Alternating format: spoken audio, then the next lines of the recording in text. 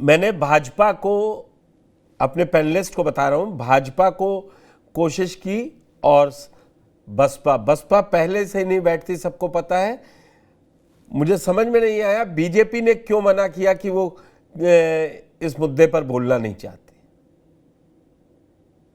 और एक अपडेट और दे दूं कि अखिलेश, रामपुर की एक घटना को लेकर राहुल गांधी ने अभी अभी एक ट्वीट एक्स पोस्ट पर लिखा है कि दलित बेटी का वहां पे शायद रेप हुआ है, उसको लेकर मौजूदा बीजेपी सरकार पर बहुत तगड़ा। उत्तर प्रदेश के रामपुर में 11 वर्षीय दलित बेटी के साथ हुई दरिंदगी और क्रूरता बेहद शर्मनाक और झकझोरने वाली है। यूपी में लगातार ऐसे अपराध साफ तौर पर साबित करते हैं कि बीजेपी सरकार में दलित और विशेष रूप से बेटियां पूरी तरह सुरक्षित हैं। ये बीजेपी की दलित और महिला विरोधी मानसिकता का ही नतीजा है कि अपराधी कानून व्यवस्था से बेखौफ और पीड़ित लाचार है। आखिर कब तक उत्तर प्रदेश की बेटियां ऐसी दरिंदगी का शिकार होती रहेंगी? प्रशासन से सीधी सीधी मांग है, अपराधी पर कठोर कार्रवाई करें और पीड़िता और उसके परिवार को जल्द से जल्द न्याय दिलाएं। राहुल गांधी, आलोक पांडे जी, आपसे शुरुआत करूंगा। एक भी मौका नहीं छोड़ रहे हैं जब से वो अमेठी से 24 सांसद बने हैं। अगर दलितों पर कोई अत्याचार हुआ है, चाहे वो रायबरेली का याद कर लीजिए, रामपुर का, अभी तक सब एक्टिव रहते हैं, अखिलेश यादव भी रहते हैं, बीजेपी के नेता तो खैर इस पे नहीं करेंगे, जो ईमानदारी की बात है।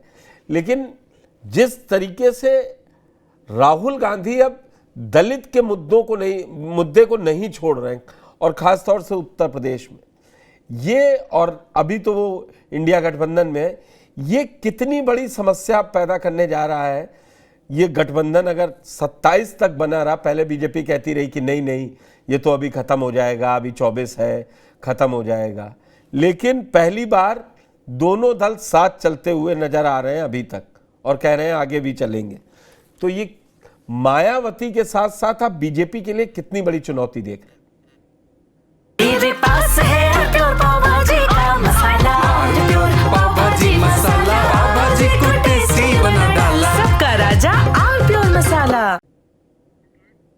देखिए, समाजवादी पार्टी हो या बीजेपी या कांग्रेस, सबका ये मानना है कि दलित वोट अगर उनके पास बल्क में आ जाए तो उससे उनकी राजनीतिक जो सेहत है वो बेहतर हो सकती है। लेकिन कांग्रेस को इस समय सबसे ज्यादा बेहतर होने की जरूरत है, क्योंकि पॉलिटिकली वो वेंटिलेटर पर है। तो कांग्रेस को लगता है कि जो दलित है, मुस्लिम है और ब्राह्मण है, ये गठजोड़ अगर वो बना ले, क्योंकि कांग्रेस को ओरिजिनली ओबीसी वोटर बहुत छोटे छोटे पॉकेट्स में मिलते रहे, लेकिन जो कांग्रेस का कोर वोट था वो ब्राह्मण था, दलित था और मुस्लिम था। तो मुस्लिम चला गया समाजवादी पार्टी के पास उत्तर प्रदेश में, और ब्राह्मण चला गया भारतीय जनता पार्टी के पास, दलित बसपा के पास चला गया। और जब बसपा थोड़ी पॉलिटिकली एक्टिविटी उसकी कम हुई तो एक बड़ा चंक चला गया भारतीय जनता पार्टी के पास, हालांकि लोकसभा में मिला समाजवादी पार्टी को। तो ये लड़ाई अखिलेश यादव और से ज्यादा इंपॉर्टेंट है राहुल गांधी के लिए। लेकिन जब एक ही तरह के मत की अलग अलग पार्टियां डिमांड करने लगती हैं तो स्वाभाविक रूप से उनके बीच में एक नैतिक असुरक्षा आती है। क्यों? क्योंकि अखिलेश यादव को भी लगता है कि अगर ये मत हमारे पास आ जाए तो हम बीजेपी को पटक नहीं दे सकते हैं। राहुल गांधी को लगता है कि ये मत हमारे पास आ जाए तो हमें ऑक्सीजन मिल सकती है, हम जीवित हो सकते हैं। तो एक तरफ सत्ता पाने की लड़ाई है, एक तरफ अपने आप को जीवित रखने की लड़ाई है, यानी कांग्रेस की। तो ये लड़ाई राजनीतिक रूप से बड़ा दिलचस्प है। लेकिन ऐसे गठबंधन, चाहे कांग्रेस सत्ता का हो, चाहे और भी बीजेपी की जो सारे गठबंधन है, वो गठबंधन तब तक टिके रहते हैं जब तक एक दूसरे से राजनीतिक लाभ प्राप्त करने की स्थिति होती है। तो ये गठबंधन कितना चलेगा नहीं चलेगा ये तो समय बताएगा। लेकिन मेरा मानना है कि राजनीतिक लाभ की स्थिति में ये चीजें आगे बढ़ेंगी। लेकिन राहुल गांधी के लिए जहां पर मुस्लिम मैटर आता है, देखिए अयोध्या का जो मैटर आया था वहां पर भी दलित बेटी थी, पिछड़ी बेटी थी, लेकिन वहां पर क्योंकि आरोपी मुस्लिम था तो राहुल गांधी वहां अयोध्या नहीं गए थे। तो ये प्रश्न उन पर भी उठता है कि दलितों में भी वो सिलेक्टिव हो जाते हैं। तो इस तरह की राजनीति चलती रहेगी। लेकिन मेरा मानना है कि इन मतों को लेकर के समाजवादी पार्टी और कांग्रेस के बीच में तब तक गठबंधन बना रहेगा जब तक दोनों को एक दूसरे से सुरक्षा न हो। लेकिन मेरा उसमें भाई एक बस 10 सेकंड में और कहूंगा कि बिल्कुल, समाजवादी आप 2 पार्टी मिनट लीजिए। और कांग्रेस के बीच, समाजवादी पार्टी और उत्तर प्रदेश में कांग्रेस के बीच में गठबंधन इस वजह से शायद लंबा शायद न चले, क्योंकि कांग्रेस ये मान रही है कि गठबंधनों से उसे फायदा नहीं हुआ, तो वो उत्तर प्रदेश और बिहार में इंडिपेंडेंट होकर रहना चाहती है।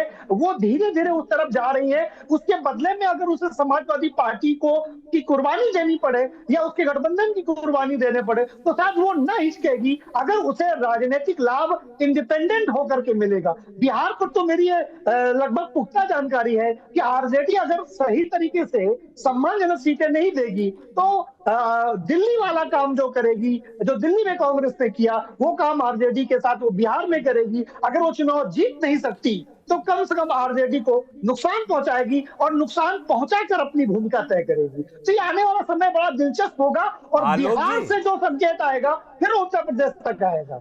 आलोक जी, मैं आ रहा हूं। सुधांशु जी, आपसे इस बात का पूरा लूंगा। बस एक बात बता दूं, सोनिया गांधी के साथ विदेशी मुद्दे पर अगर सबसे पहले कोई खड़ा हुआ था ना, तो सिर्फ और सिर्फ लालू प्रसाद यादव थे। लालू प्रसाद यादव ने कहा था, ये मुझे याद है, जब शरद पवार ने पार्टी छोड़ी, जब तारिक अनवर ने छोड़ी उसी बिहार से, और पीए संगमा ने छोड़ी, तो लालू यादव ने कहा था, भाजपा ने तो मुद्दा भी बाद में बनाया, बोले ये भारत की बहू है, ये हमारे घर की बहू है। उस दिन से चला। आप एक चुनाव नहीं, आप हर पार्टी से बता सकते हैं, आप ये आपकी दलील हो सकती है, आपका इंटरप्रिटेशन हो सकता है, मैं उस पर कोई टिप्पणी नहीं करूंगा। आप हो सकता है, राजनीति में कुछ भी संभव है, और बता दूं, लेकिन आरजेडी अलग नहीं हुई है कांग्रेस से कभी। 2009 में चुनाव साथ लड़े, मंत्रिमंडल में नहीं शामिल हुए, लेकिन लालू यादव को पूरी इज्जत मिलती रही। मैं एक बात और बता दूं, लालू यादव ही नहीं कहा था कि सारे मुकदमे हमारे ऊपर ठोक दिए और कांग्रेस मुझे जेल भेजना चाहती है। तो राजनीति में समय समय पर ऐसे इंटरप्रिटेशन आते रहते हैं। लालू यादव ने कहा था ये बात, आपको याद होगा शायद। ठीक ठीक, लेकिन बीजेपी को, आपको अभी कोई इसमें नुकसान होता दिख रहा है? जिस तरीके से समाजवादी पार्टी एक्टिव है दलित के मुद्दे पर, और आज मैंने अभी का ताजा ट्वीट आपको बताया। नहीं बिल्कुल, देखिए भारतीय जनता पार्टी को दलित के मुद्दे पर 4 जून को ही नुकसान हो चुका है। तो भारतीय, अगर अखिलेश यादव जी दलितों को जोड़ते हैं तो निश्चित बात है वो दलित वोट कहां से कटेगा? वो दलित वोट निश्चित बात है बसपा से कटे, बीजेपी से कटेगा और समाजवादी पार्टी में आएगा। देखिए कोई वोटर किसी का गुलाम नहीं है। अगर कोई पार्टी सोचे कि हमेशा उसी को मत देती रहेगी तो नहीं है। अगर समाजवादी पार्टी दलितों के हित में काम करेगी तो समाजवादी पार्टी को वोट मिलेगा दलितों का। तो इसलिए अगर समाजवादी पार्टी दलितों के लिए, ठीक है, आपकी बात आ गई। मैं सुधांशु जी, आलोक जी ने पॉइंट टू पॉइंट, उन्होंने कट टू कट रखा, बोले ये राजनीति है, जिसको सही लगेगा, कांग्रेस को जिस दिन लगेगा, चाहे वो बिहार हो या उत्तर प्रदेश, और वो गठबंधन छोड़ सकती है। लेकिन एक मेरा भी अपना मानना है कि ये शायद बहुत जल्दी होगा। अगर बीजेपी को रोकना है तो अभी तो गठबंधन, ये एकजुट होके ही उसको 240 पे ला पाए। ये अलग जाके तो कहीं नहीं मिलेंगे ढूंढे, मैं ईमानदारी से बता रहा हूं। अलग अलग सब लड़के देख लें। आलोक जी, एक तो सॉरी, आलोक जी ने काफी बातें बिल्कुल मेरी सहमति है। एक खाली में बिहार वाले पे थोड़ा सा, इसलिए मैंने अपनी हाथ खड़ा किया था। एक देखिए क्या है कि राजनीतिक दृष्टि से बिल्कुल चाहे कांग्रेस हो चाहे आरजेडी, दोनों के हित में नहीं है कि वो अलग हो जाए।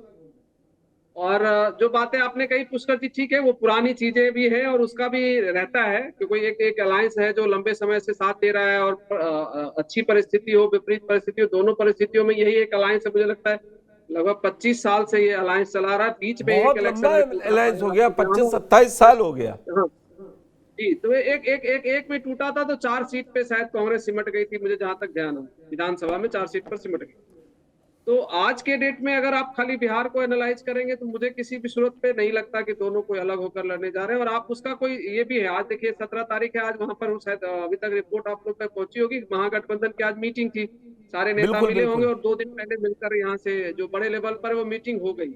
मेरे पास जितनी जानकारी है मैं आपको एक चीज बता रहा हूँ, एकदम किसी भी सूरत पर आरजेडी और कांग्रेस और जो लेफ्ट का अलायंस है, और मुझे लगता है साहनी जी भी रहेंगे, इतना तो लगभग तय है। और पशुपति पारस जी हो सकता है उसमें एक्स्ट्रा एड ऑन होने जा रहा है, ये मैं आपको आज, हाँ। इसलिए मैंने हाथ खड़ा किया।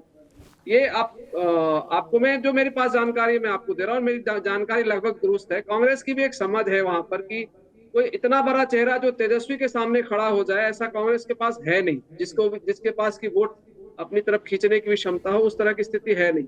आप एक चीज और देखेंगे स्ट्रेटजी वाइज, एक पीके आपने देखा होगा, एक सर्वे आया था और उसमें ये दिखाया भाई तेजस्वी जी नंबर 1 पे चीफ मिनिस्टर कैंडिडेट के रूप में चल रहे हैं, लेकिन उसमें एक बड़ी अच्छा गणित था कि पीके को भी बहुत लगभग 14% या 12% का समझ था, जैसा मुझे ध्यान आ रहा है। और पीके का जब वो सर्वे थोड़ा आने के बस बाद कांग्रेस ने हम लोग उत्तर प्रदेश लौटे, हम समझ रहे थे आपका फेवरेट टॉपिक मिल गया आप इस समय, और आलोक जी ने आपको हिंट भी दी कि जो बिहार तय करेगा वो यूपी फॉलो कर लेगा जाके। अब मैं जस्ट एक लाइन फिनिश करके आपको मैं यूपी जी, की तरफ आता हूँ।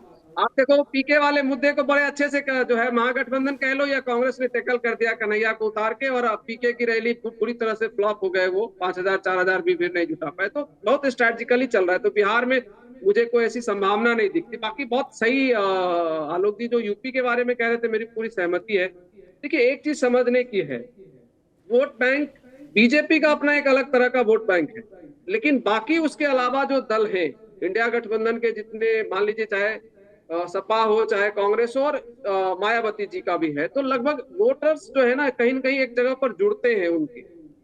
जो दोनों का फर्क था कि मायावती जी की एक विशेष छवि थी दलितों के बीच में, और मुस्लिम वोट्स का ट्रांसफर तीन तरफ भी, कांग्रेस भी कुछ ले जाती है, सपा भी और बसपा।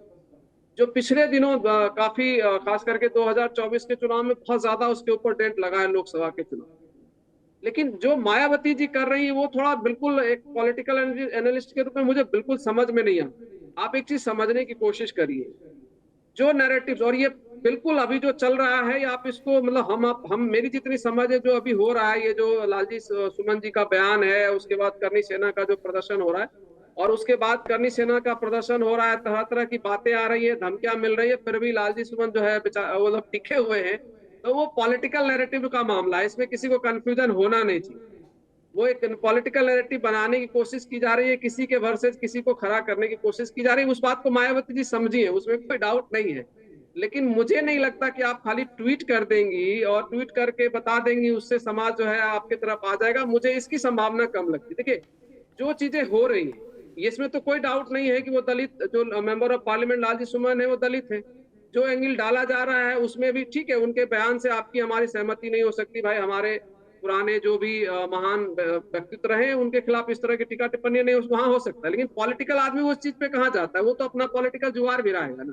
और उस स्थिति से आप देखेंगे तो जो घटनाक्रम चल रहा है उसमें कहीं न कहीं सपा लीड पर है, उसकी स्ट्रेटजी मुझे मेरी जितनी समझ वो ठीक ठाक अपने तरीके से कर रही है। एक डायवर्जन और मतलब क्या कहते हैं आमने सामने खड़ा करने की कोशिश हो रही है, मायावती जी ने समझ लिया। लेकिन बात ये है जो अन्य आरोप लग रहे हैं वहां पर तो मायावती जी को अपने वोटर्स के साथ खड़े होने पड़ेंगे ना। मान लीजिए ये जो अभी राहुल जी का आपने ट्वीट पढ़ा, इसके पहले हाथरस की भी घटना हुई, अन्य ऐसी घटनाएं लगातार होती रही हैं, और कई बार वो चीजें दिख जाती हैं कि कोई ना कोई एक बायस दिख जाता है, और उसको जो दल है वो उठाएंगे ही। अगर सरकार कोई चीज ऐसा करती हुई दिखती है जिसमें किसी तरह का बायस दिखेगा, और विपक्ष तो उसको लपकने के लिए तैयार बैठा हुआ है, तो वहां पर जो मायावती की भूमिका होनी चाहिए मायावती जी की, वो दिखती नहीं। मेरे पास है प्योर पाव भाजी का मसाला, पाव भाजी मसाला, पाव भाजी को टेस्टी बना डाला। सबका राजा आल प्योर मसाला।